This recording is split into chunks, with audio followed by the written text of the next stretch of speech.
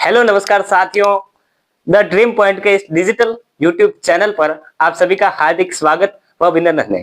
देखिएगा, प्रतिदिन की तरह ही एग्रीकल्चर सुपरवाइजर टारगेट बैच जो अपने चल रहे हैं उसके अंतर्गत हम एग्रोनॉमी पढ़ते हैं अपनी क्लास में। और एग्रोनॉमी की आज आपकी चौथी क्लास है, फोर्थ क्लास।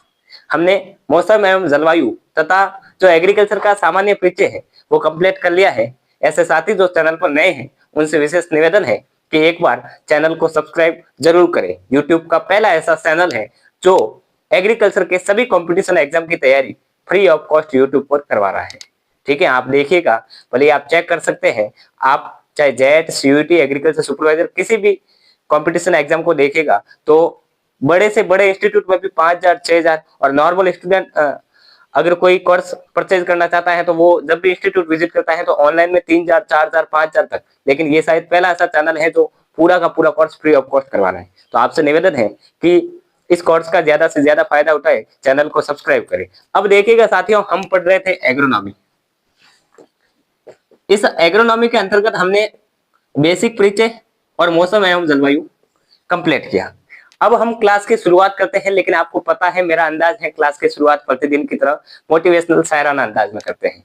तो कहते हैं कि लहरों से डरकर नौका पार नहीं होती, कोशिश करने वालों की कभी हार नहीं होती। लहरों से डरकर नौका पार नहीं होती, कोशिश करने वालों की कभी हार नहीं होती। नन्ही चिट्ठी जब दाना लेकर चलती है, बीच रास्ते सैकड़ों बार फिसलती है।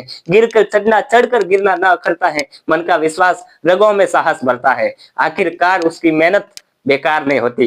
क्यों? क्योंकि कोशिश करने वालों की कभी हार नहीं होती। और यदि आप आज कहीं असफल हो रहे हैं, ऐसा लग रहा है कि आज कई टेस्ट में कम नंबर आ रहे हैं, तो हरिवंश राय बच्चन की जो आगे की पंक्तियां है वो भी आपको सुननी चाहिए कि असफलता एक चुनौती है, इसे स्वीकार करो। असफलता क्या है? असफलता एक चुनौती है, इसे स्वीकार करो। क्या कमी रह गई देखो और सुधार करो। जब तक ना सफल हो निंद चैन को त्यागो तुम, संघर्ष का मैदान छोड़ मत भागो तुम। मेरे दोस्त, कुछ किए बिना ही जय जयकार नहीं होती। क्यों? क्योंकि कोशिश करने वालों की कभी हार नहीं होती।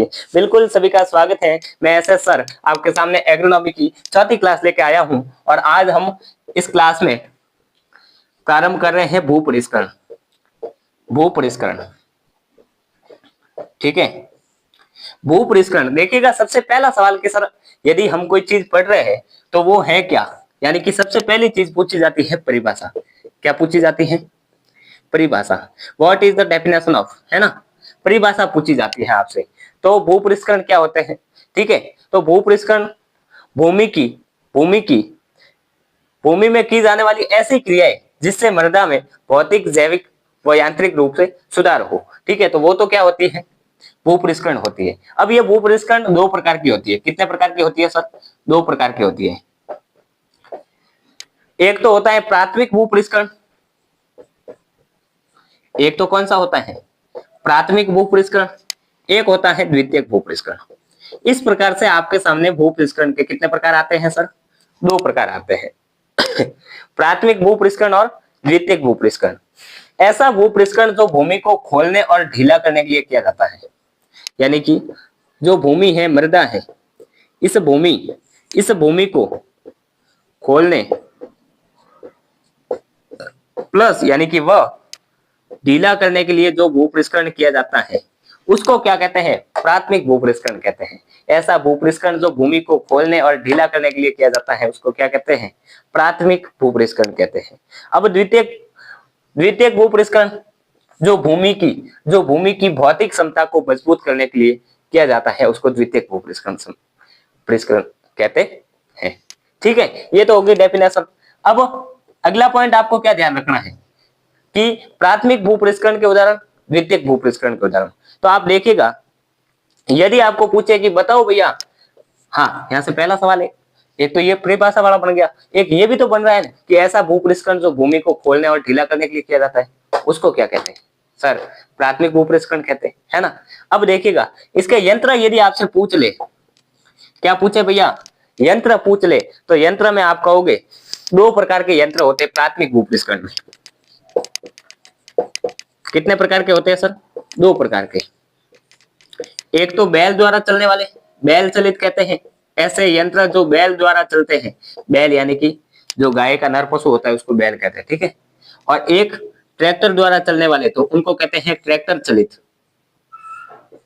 क्या कहते हैं उनको? ट्रैक्टर चलित। ठीक है, ये दो प्रकार के होते हैं प्राथमिक भूपरिष्करण में। अब बैल चलित कौन सा? देसी हल। कौन सा? देसी हल और एमबी हल। ठीक है, तो बैल चलित में एक तो है देसी हल, देसी देसी ना बोल लिया कर, है ना, एक तो देसी हल और एक एमबी हल। ये दो प्रकार के हल किसके द्वारा चलते हैं? बैल के द्वारा। यानी कि बैल चलित प्राथमिक भूपरिष्करण के यंत्र कौन से हैं? एक तो देसी हल है, एक एमबी हल है। इसके अलावा एमबी हल डिस्क प्लो, सब सोइलर और बीजल प्लो। एमबी हल डिस्क प्लो, डिस्क प्लो, सब सोइलर, सब सोइलर, सब सोइलर और बीजल प्लो। कौन सा? बीजल प्लो। ये जो है ट्रैक्टर द्वारा चलने वाले भूपरिष्करण के प्राथमिक यंत्र है ना, जो भूमि को खोलने और ढीला करने में प्रयोग किए जाते हैं। यानी कि भूपरिष्करण में आप देखिएगा, प्राथमिक भूपरिष्करण के यंत्र आपसे पूछे जाए तो आप सीधा सा कह देना, सर प्राथमिक भूपरिष्करण के यंत्र भी कितने प्रकार के हैं? दो प्रकार के। क्योंकि सर जो भूपरिष्करण था वो भी तो दो प्रकार का था ना, प्राथमिक और द्वितीयक। तो इसी कड़ी में जो प्राथमिक भूपरिष्करण है वो दो प्रकार का हो जाता है, बैल चलित और ट्रैक्टर चलित। बैल चलित देसी और एमबी, देसी और विदेशी मत कहना, देसी और एमबी हल, देसी हल और एमबी हल, दो प्रकार के हल। अब ये एमबी हल मतलब ट्रैक्टर चलित में भी प्रयोग होता है। तो एमबी हल डिस्क प्लो और सब सोइलर और डीजल फ्लो, ये सब किसके हैं? ट्रैक्टर चलित। कैसे हैं सर? ट्रैक्टर चलित।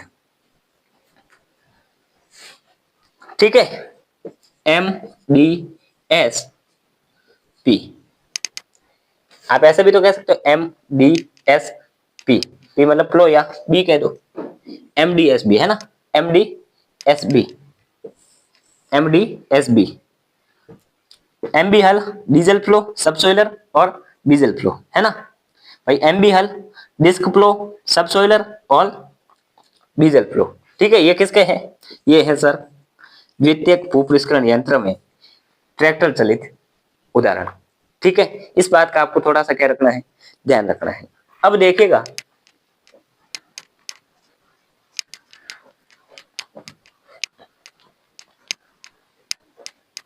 अच्छा एक सवाल पूछ रहा हूं जिसका जवाब आप जो भी साथी देख रहे हैं वो कमेंट में देंगे तो मजा आएगा। एक सवाल इस क्लास के बीच में पूछ रहा हूं, मैंने ऊपर लिखा है एग्रोनॉमी। तो एग्रोनॉमी के जनक कौन है? एग्रोनॉमी के पिता कौन है? एग्रोनॉमी के पिता के बारे में आप कमेंट करके बताइए मुझे, who is the father of agronomy. ठीक है, जो भी साथी देख रहे हैं तो इसका आंसर मुझे दीजिए। ठीक है, अब देखिएगा अगला पॉइंट, जो प्राथमिक भूपरिष्करण के बाद करते हैं उसको क्या कहते हैं? द्वितीयक भूपरिष्करण। यानी कि प्राथमिक भूपरिष्करण तो भूमि को खोलने और ढीला करने में, द्वितीयक भूपरिष्करण जो प्राथमिक भूपरिष्करण के बाद किया जाता है उसे कहते हैं। और आप इसमें ध्यान रखोगे कि अच्छी बीज सैया तैयार करना। भाई जो द्वितीयक भूपरिष्करण है, जो द्वितीयक भूपरिष्करण है, जो द्वितीयक भूपरिष्करण है उसका उद्देश्य आपसे पूछा जाता है। इसका क्या पूछा जाता है सर? उद्देश्य। तो इसका उद्देश्य होता है अच्छी बीज सैया तैयार करना, अच्छी बीज सैया तैयार करना। अच्छी बीज सैया तैयार करने के लिए कौन सा भूपरिष्करण किया जाता है? तो आप हो गए द्वितीयक भूपरिष्करण। कौन सा? द्वितीयक भूपरिष्करण। ठीक है, अब इसके यंत्र आपसे पूछे जाते हैं। इसके क्या पूछे जाते हैं आपसे? यंत्र। तो हमने भाई प्राथमिक भूपरिष्करण की बात की, तो वहां हमने कहा भाई प्राथमिक भूपरिष्करण में एक तो है ट्रैक्टर चलित, एक है हल चलित या सॉरी बैल चलित। तो बैल चलित में दो हल थे, देसी हल और एमबी हल। और जो ट्रैक्टर चलित था उसमें उसमें सर एमबी हल तो था ही, इसके अलावा सब सोइलर, डिस्क फ्लो, डीजल फ्लो ये शामिल थे। ठीक है, एमडीएसबी। और अब हम बात करेंगे द्वितीयक भूपरिष्करण के यंत्र की। ठीक है, तो द्वितीयक भूपरिष्करण के यंत्र है चार। कितने हैं? चार। एक तो है कल्टीवेटर, एक है हैरो। कल्टीवेटर, हैरो, ढेले तोड़ने वाला और लेवलर, है ना। यानी कि इसके यंत्र जब आपसे पूछे जाए तो आप कहोगे कल्टीवेटर, कल्टीवेटर, हैरो,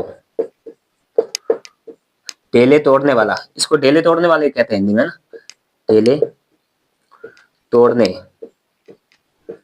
वाला, है ना।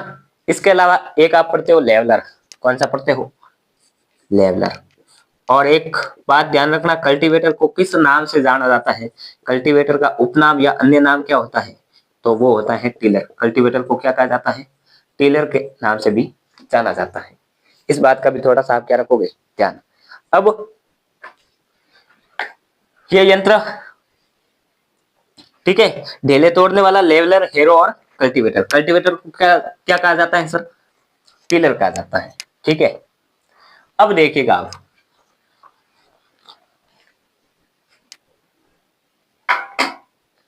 अब अगला पॉइंट आता है टिल प्लांट सिस्टम। कौन सा आता है sir, till plant system. Till plant system क्या होता है, टिल प्लांट सिस्टम, ठीक है। भू परिष्करण के साथ ही पौधे तैयार करना। भू परिष्करण के साथ में यदि हम पौधे तैयार करते हैं तो उसको क्या कहते हैं, टिल प्लांट सिस्टम, ठीक है। और ये किसके लिए किया जाता है, शुष्क कृषि के लिए, ठीक है, शुष्क कृषि के लिए किया जाता है, शुष्क कृषि के लिए, किसके लिए, शुष्क कृषि के लिए। क्या होता है ये सर, भू परिष्करण के साथ, भू परिष्करण करने के साथ साथ, भू परिष्करण के साथ, भू परिष्करण के साथ पौधे तैयार करना, भू परिष्करण के साथ पौधे तैयार करना क्या कहलाता है सर, टिल प्लांट सिस्टम कहलाता है, तैयार करना। भू परिष्करण के साथ पौधे तैयार करना क्या कहलाता है सर, टिल प्लांट सिस्टम कहा जाता है। और ये किसके लिए किया जाता है, पहले तो लिख दो भाई, टिल प्लांट सिस्टम कहलाता है, सिस्टम, इसको ऐसा का ऐसा लिखा जाता है ना, कहा जाता है। यह शुष्क कृषि हेतु किया जाता है, किसके लिए किया जाता है सर, शुष्क कृषि हेतु, यह शुष्क कृषि हेतु किया जाता है,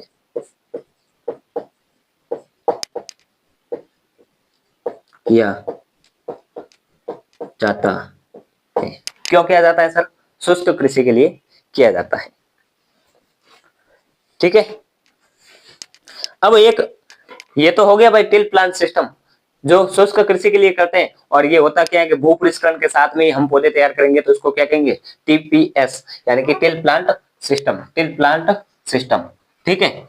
अब एक अगला पॉइंट आता है न्यूनतम, यानी कि मिनिमम, मिनिमम टिलेज, न्यूनतम भू परिष्करण, है ना। न्यूनतम भू परिष्करण क्या होता है, न्यूनतम भू परिष्करण, तो कम से कम भू परिष्करण क्रिया करना, ऐसा भू परिष्करण जिसमें कम से कम भू परिष्करण की क्रिया की जाती है उसको कहते हैं न्यूनतम। नाम खुद कह रहा है कि मेरा अर्थ जान लो, नाम खुद कह रहा है, नाम कह रहा है भैया भैया मेरा अर्थ क्या है, मेरा अर्थ क्या है, एक बार जानो तो, बूझो तो जाने, न्यूनतम, न्यूनतम भू परिष्करण।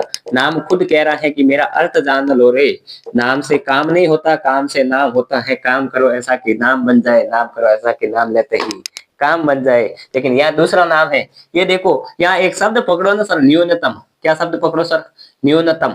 न्यूनतम मतलब न्यूनतम का सर सामान्य अर्थ होता है कम से कम, कम से कम। तो जब भी आपसे पूछा जाए, इसको इंग्लिश में लिखना है, लिख लो मिनिमम टिलेज, मिनिमम टिलेज, है ना। जब भी आपसे पूछा जाए कि न्यूनतम या मिनिमम टिलेज क्या होता है, क्या होता है, तो आप कहोगे सर नाम खुद कह रहा है मेरा अर्थ जान लो रे पागलों, नाम खुद कह रहा है कि मेरा अर्थ जान लो रे पागलों, तो नाम है न्यूनतम मतलब कम से कम। तो ऐसा भू परिष्करण जिसमें कम से कम भू परिष्करण क्रिया की जाती है, यानी कि कम से कम भू परिष्करण क्रिया करना क्या कहलाता है, न्यूनतम टिलेज कहलाता है। क्या कहलाता है साथियों, न्यूनतम भू परिष्करण यानी कि मिनिमम टिलेज कहलाता है। और ये किस में प्रयोग करते हैं, ये करते हैं सर सघन खेती में प्रयोग, सघन खेती। सर सघन खेती क्या होती है, कम क्षेत्र में, कम क्षेत्र में अधिक खेती। एक एग्जांपल के माध्यम से, ये एक खेत है, ये एक खेत है, इस खेत में मान लो आप सामान्यतः एक ये पंक्ति है फसल की, एक ये है, एक ये है, एक ये है, चार पंक्तियां हैं फसल की। लेकिन जब हमें लगता है भाई हमें अधिक उत्पादन लेना है तो इस चार लाइनों को 6 लाइनों में कन्वर्ट कर लेते हैं, 1 2 3 4 5 6, है ना। मतलब जो 4 वाला था या इसी साइज का बनाओ एक, तो लो 1 2 3 4 5 और 6, है ना। मतलब कम क्षेत्र में अधिक खेती, कम क्षेत्र में अधिक खेती, ठीक है, तो उसको कहते हैं सघन खेती। तो सघन खेती हेतु ये प्रयोग किया जाता है, सघन खेती में प्रयोग। अब आपसे क्वेश्चन पूछा जाएगा, लिख लो, श्योर है पूछा ही जाएगा, पूछा भी गया है, पूछा ही जाएगा। सघन खेती में निम्न में से किस भूपरिष्करण का प्रयोग किया जाता है?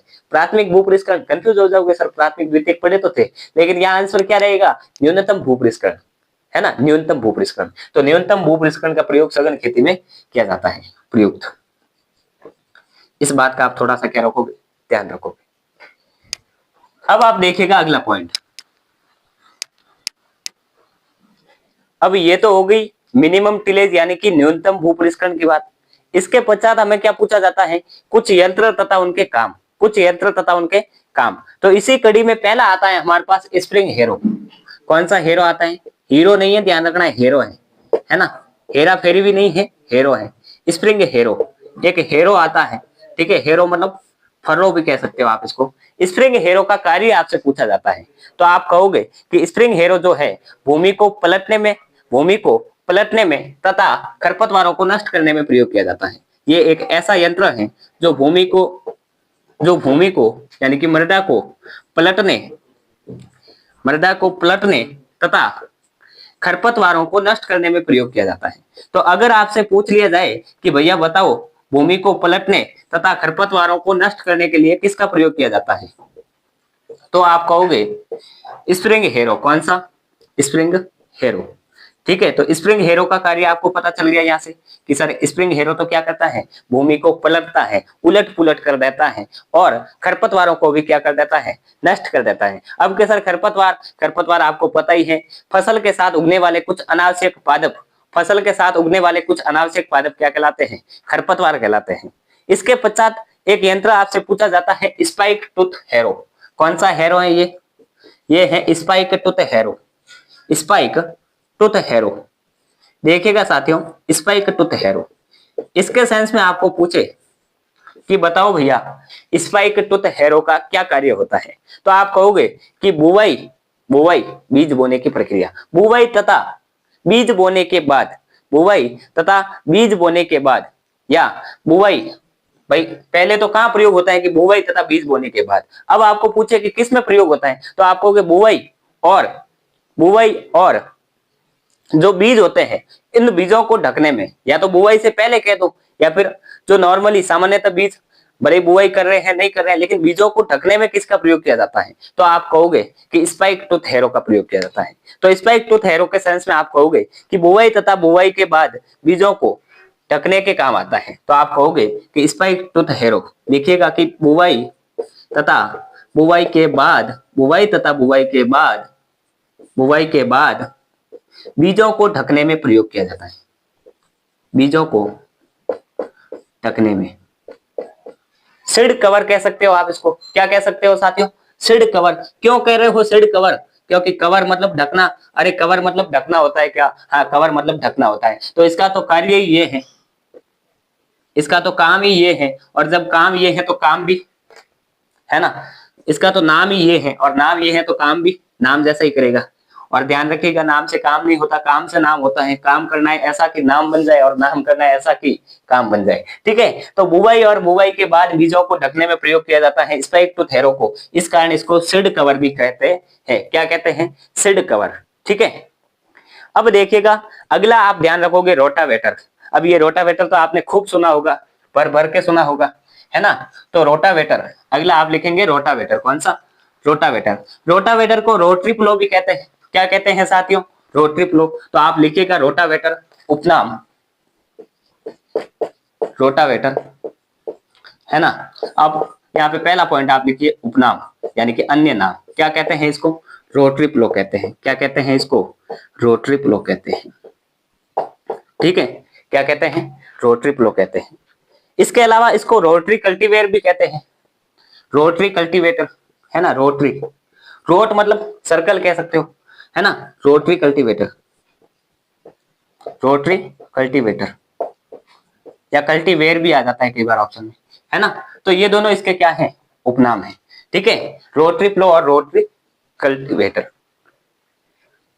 और ये एक ऐसा यंत्र है जो प्राथमिक और द्वितीयक नोट लगा के लिखना, नोट लगा के एक पॉइंट जो अक्सर आपसे पूछा भी जाता है कि भूपरिष्करण का कौन सा यंत्र प्राथमिक और द्वितीयक दोनों भूपरिष्करण में प्रयोग किया जाता है। भाई वहां हमने दो प्रकार के भूपरिष्करण पढ़े थे, प्राथमिक भूपरिष्करण, द्वितीयक भूपरिष्करण। तत्पश्चात प्राथमिक भूपरिष्करण में पुनः हमने इसको दो भागों में विभाजन या वर्गीकृत किया था। वहां पे हमने कहा था भाई जो प्राथमिक भूपरिष्करण के यंत्र हैं वो भी दो प्रकार के थे, एक तो ट्रैक्टर चलित, एक बैल चलित। बैल चलित में दो हल थे, देसी हल और एमबी हल। और जो ट्रैक्टर चलित था उसमें एमबी हल तो था ही, इसके साथ साथ डिस्क प्लो, डीजल प्लो, सब सोइलर ये भी इसमें शामिल थे। अब आप देखिएगा यहाँ पे एक पॉइंट हमसे पूछा जाता है कि ऐसा कौन सा यंत्र है जिसका प्रयोग प्राथमिक और द्वितीयक दोनों भूपरिष्करण में किया जाता है, तो वो है रोटावेटर। कौन सा है? रोटावेटर। प्राथमिक व द्वितीयक, प्राथमिक व द्वितीयक भूपरिष्करण दोनों में प्रयोग किया जाता है। ठीक है, दोनों में उपयोगी, दोनों में उपयोगी या दोनों में क्या होता है, ये प्रयुक्त होता है। बोलो बोलो, जहां भी बैठे हो बोलो, भले लाइब्रेरी में बैठे हो, घर से देख रहे हो, जहां से भी देख रहे हो आप बोलो, मुझे क्लास में देखते देखते बोलो, मैं सुन रहा हूं। ठीक है, बोलते जाओ साथ साथ, तभी मजा आएगा पढ़ने का। ठीक है, एक आता है बक्कर। कौन सा आता है सर? बक्कर आता है। कौन सा आता है? बक्कर आता है। अब इस बक्कर के सेंस में पूछा जाता है कि उतली मृदाओं को, क्या पूछा जाता है कि उतली मृदाओं में कम भूमि पलटने के लिए किस यंत्र का प्रयोग किया जाता है? उतली मतलब जो उतल पुतल, जो थोड़ी बहुत है ना भौतिक रूप से यूं दिखने में अव्यवस्थित लगे, उनको, उनमें किसका प्रयोग किया जाता है? बक्कर का। तो ये जो बक्कर होता है, मैं लिख देता हूं आपकी सुविधा के लिए। ठीक है, बक्कर आप इसमें लिखेंगे उतली मृदाओं में, उतली मृदाओं में, उतली मृदाओं में कम भूमि पलटने के लिए प्रयुक्त। उतली मृदाओं में कम भूमि, कम भूमि पलटने के लिए, है ना। ये कम शब्द आया है, इस बात का आप थोड़ा सा ध्यान रखोगे, कम शब्द के बारे में जब भी पूछा जाए इस बात का थोड़ा सा क्या रखना है, ध्यान रखना है। अब एक आता है सीड ड्रेसर। सीड ड्रेसर, अरे सर सीड ड्रेसर नाम है, क्या सीड को ड्रेस पहना रहे हो क्या? सीड को ड्रेस पहना रहे हो क्या? नहीं नहीं, सीड कभी ड्रेस पहनता है क्या? हाँ पहन भी लेता है, लेकिन कोई कहता ही नहीं इसलिए नहीं पहनता है, परंपरा नहीं है ना उसकी। खैर छोड़ो, हम अपने पॉइंट पे आते हैं। सीड ड्रेसर बीज उपचार के लिए किसका प्रयोग किया जाता है? बीज उपचार के लिए सीड ड्रेसर। जब ड्रेस पहनाएंगे तो उसका उपचार होगा, इलाज होगा, क्या होगा? उपचार होगा। यानी कि सीड ड्रेसर का प्रयोग बीज उपचार में होता है। बीज, बीजोपचार कह दो या अलग अलग लिख देता हूं, बीज उपचार, बीज उपचार में प्रयोग। तो अगर आपसे पूछ ले कि बताओ भैया बीज उपचार में किस यंत्र का प्रयोग किया जाता है, तो आप कहोगे सीड ड्रेसर। क्या कहोगे? Seed dresser. ठीक है, यूनिक सीड ड्रेसर। तो ऑप्शन में वो ड्रेस वाला तो कोई था ही नहीं, और यहाँ पे पूछा गया सीड ड्रेसर, नहीं, ऐसा जरूरी नहीं है। ठीक है, अब देखिएगा अगला पॉइंट।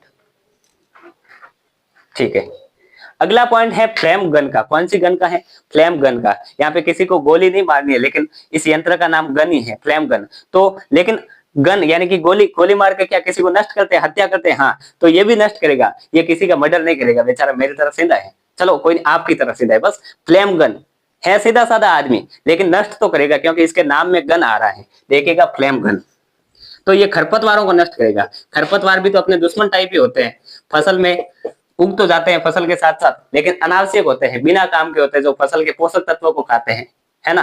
फसल के पोषक तत्व के साथ साथ वे सभी तत्व या वे सभी आप कह सकते हो मिनरल्स जो किसी फसल के लिए लाभदायक हो सकते हैं, उन सभी तत्वों को कौन खा जाता है? खरपतवार। तो ऐसे खरपतवार को नष्ट करने वाला अपने लिए थोड़ा सा हेल्पफुल है ना। तो फ्लेम गन का प्रयोग होता है खरपतवारों को नष्ट करने में। तो अगर आपसे पूछे खरपतवारों को नष्ट करने में किसका प्रयोग किया जाता है? खरपतवारों को नष्ट करने में किसका प्रयोग किया जाता है?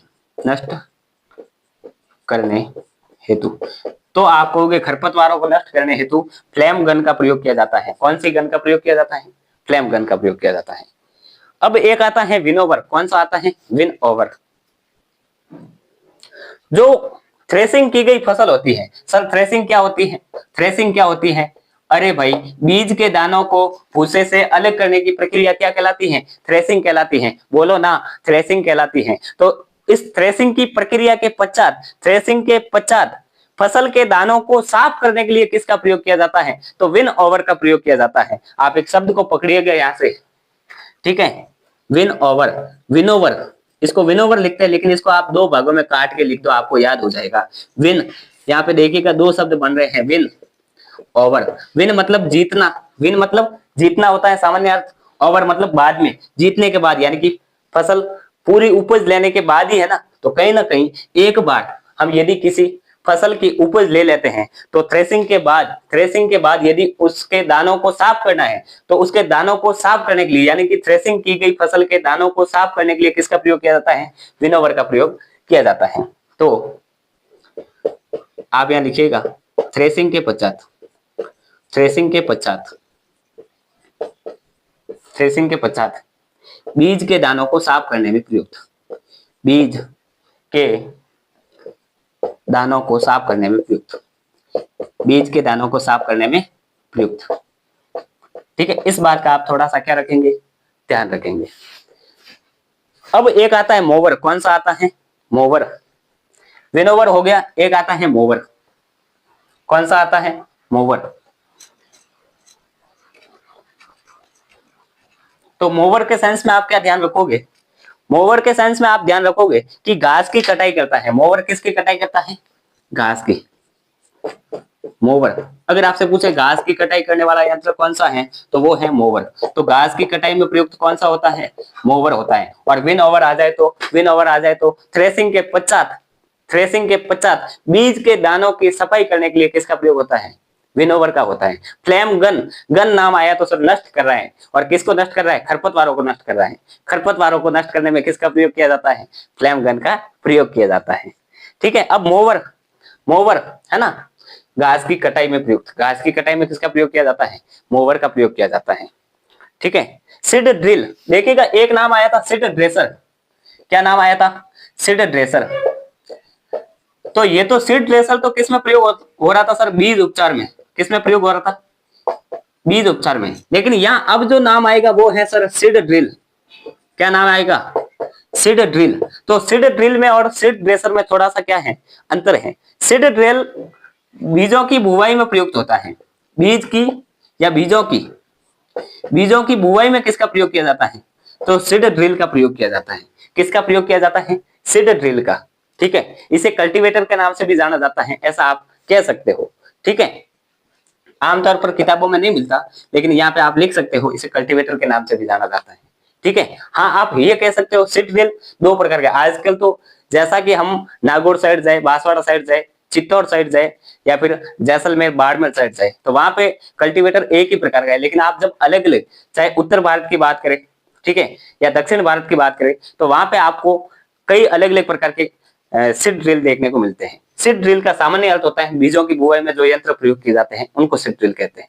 ठीक है, अब देखिएगा अगला पॉइंट, रीपर। कौन सा पॉइंट आया सर? रीपर। रीपर के सेंस में आपको क्या ध्यान रखना है? तो जब भी आपसे रीपर के सेंस में पूछा तो आप कहोगे फसल की कटाई करता है। किसकी कटाई करता है? फसल की। अब देखिएगा कटाई शब्द से दो है, कटाई शब्द से क्या है सर? दो पॉइंट है। अगर घास की कटाई का पूछे तो आप कहोगे मोवर। क्या कहोगे? मोवर। लेकिन यही कटाई पूछे, लेकिन कटाई किसकी पूछे? फसल की, तो आप क्या कहोगे? रीपर कहोगे। क्या कहोगे? रीपर कहोगे। कटाई के सेंस में घास की कटाई पूछे तो मोवर, घास की कटाई पूछे तो मोवर, फसल की कटाई पूछे तो रीपर। क्या कहोगे? रीपर। यही सीड ड्रिल और सीड ड्रेसर में हो रहा है। सीड ड्रिल पूछे तो बीजों की बुवाई में प्रयुक्त, सीड ड्रेसर पूछे तो बीज उपचार में प्रयुक्त। ठीक है, अब कुछ और महत्वपूर्ण बिंदु हैं जिनका आपको ध्यान रखना है, जैसे कि एम्बीफ्लो। एम्बीफ्लो जो है वो कौन से सिद्धांत पर कार्य करता है? पूछा गया सवाल है। एम्बीफ्लो शोषण के सिद्धांत पर कार्य करता है। एम्बीफ्लो कौन सी थ्योरी पर कार्य करता है? शोषण थ्योरी पर। शोषण के सिद्धांत पर कौन सा यंत्र कार्य करता है? तो वो है एम्बीफ्लो। एम्बीफ्लो किस सिद्धांत पर कार्य करता है? तो शोषण के सिद्धांत पर। और ये जो एम्बीफ्लो होता है, इस एमबी फ्लो के द्वारा काटे गए कुंड का आकार कैसा होता है? तो एमबी फ्लो के द्वारा काटे गए कुंड का आकार होता है एल आकार। एमबी फ्लो द्वारा जो भी कुंड काटा जाता है उसका आकार होता है एल आकार। कैसा आकार होता है? एल आकार। ये इंपॉर्टेंट है, ये दोनों पॉइंट इंपॉर्टेंट है, नोट लगा के लिखेंगे कि एमबी फ्लो कौन से सिद्धांत पर कार्य करता है? शोषण के सिद्धांत पर। एमबी फ्लो द्वारा काटे गए कुंड का आकार कैसा होता है? एल आकार का होता है, एल आकार का होता है। ठीक है। अब स्वदेशी हल के साइंस में आपसे पूछा जाता है, तो स्वदेशी हल के साइंस में भी यही पूछा है कि जैसे एमबी फ्लो जो है, एमबी फ्लो द्वारा काटे गए कुंड का आकार एल होता है, लेकिन यही पूछ ले कि स्वदेशी हल द्वारा काटे गए कुंड का आकार कैसा होता है? तो आप कहोगे उसका आकार होता है वी आकार। जो स्वदेशी हल है, स्वदेशी अपनाओ देश बचाओ, तो जो स्वदेशी हल है, स्वदेशी हल द्वारा काटे गए कुंड का आकार होता है वी आकार। लेकिन यही पूछ ले कुंड का आकार किसके द्वारा? एमबी फ्लो के द्वारा, तो एमबी फ्लो द्वारा काटे गए कुंड का आकार होता है एल आकार। ठीक है, इस बात का थोड़ा सा क्या रखना है, ध्यान रखना है। अब देखिएगा डिस्क फ्लो का टिल्ट एंगल कितना होता है? डिस्क फ्लो का, एमबी फ्लो अलग है, डिस्क फ्लो अलग है।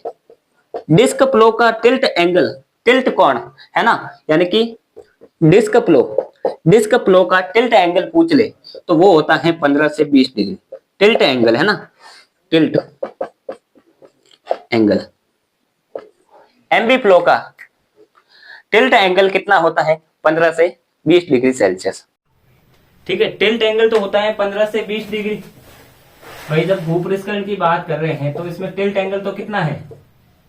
आप कहोगे सर 15 से 20 डिग्री सेल्सियस, सॉरी सेल्सियस तो होगा नहीं, तापमान थोड़ा ही, 15 से 20 डिग्री। ये तो क्या है सर? टिल्ट एंगल है। लेकिन जब डिस्क फ्लो का डिस्क एंगल पूछ ले, डिस्क फ्लो का क्या पूछ ले? डिस्क एंगल, तो आप डिस्क फ्लो का डिस्क एंगल कितना कहोगे? 42 से 45 डिग्री। कितना कहना है सर? 42 से 45 डिग्री।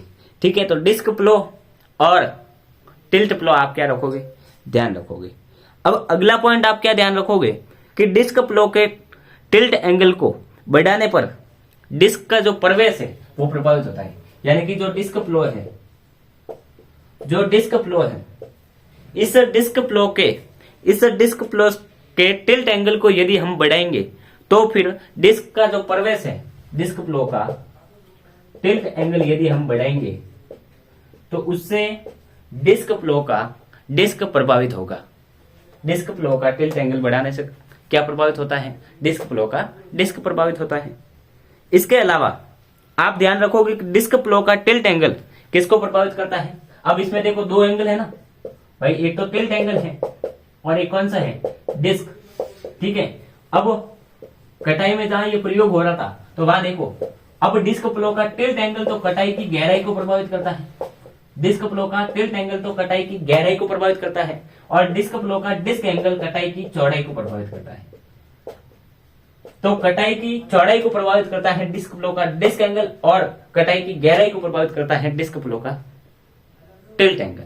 ठीक है, तो ये कुछ कंफ्यूज होने वाले पॉइंट हैं। टिल्ट एंगल 15 से 20 है, डिस्क एंगल 42 से 45 है और डिस्क फ्लो का टिल्ट एंगल जो है वो किसको प्रभावित करता है? डिस्क एंगल किसको? ये कुछ कंफ्यूज वाले पॉइंट है, तो यहां से सवाल आ सकता है, इंपॉर्टेंट है, ध्यान रखिएगा। अब देखिएगा अगला पॉइंट आप क्या ध्यान रखोगे कि डिस्क फ्लो का डिस्क एंगल कटाई की चौड़ाई को, ये मैंने आपको बता दिया। इसके साथ आप दो पॉइंट और याद रखोगे, फिर आपकी भूपृष्ठकरण जो है वो एंड हो जाएगी। भूपृष्ठकरण में यानी कि टिलेज में आप लास्ट दो पॉइंट और ध्यान रखोगे, उसके बाद आपकी भूपृष्ठकरण समाप्त हो जाएगी। इस भूपृष्ठकरण में आपको दो बातें और याद रखनी है कि एक तो होती है भैया शून्य भूपृष्ठकरण। कौन सी सर? शून्य भूपृष्ठकरण। कौन सी होती है सर? शून्य भूपृष्ठकरण। और एक होती है सामान्य भूपृष्ठकरण। कौन सी होती है? सामान्य भूपृष्ठकरण। अब इनके बारे में पूछा जाता है जनक के बारे में। किसके बारे में? जनक के बारे में, यानी कि फादर के बारे में। किसके बारे में पूछा जाता है? फादर के बारे में। कि बताओ भैया शून्य भूपृष्ठकरण के पिता कौन है? अगर आपको पूछे who is the father of zero tillage, who is the father of zero tillage, बोलो ना जीरो टिलेज। तो जीरो टिलेज के फादर हो जाएंगे भैया, जीरो टिलेज के फादर हो जाएंगे जीबी ट्रिपलेट। जीबी ट्रिपलेट कौन से लेट है ये? ट्रिपलेट। जीबी ट्रिपलेट जो है वो जीरो टिलेज के फादर है। और सामान्य भूपृष्ठकण, सामान्य भूपृष्ठकण के पिता कौन है? जेंथ्रोटूल है। जेबी, हाँ जीबी कहते हैं, जेबी कहते हैं, सेम ही बात है सर, है ना। कई जगह आपको जीबी ट्रिपलेट मिलता है, कई जगह जेबी ट्रिपलेट मिलता है, ठीक है।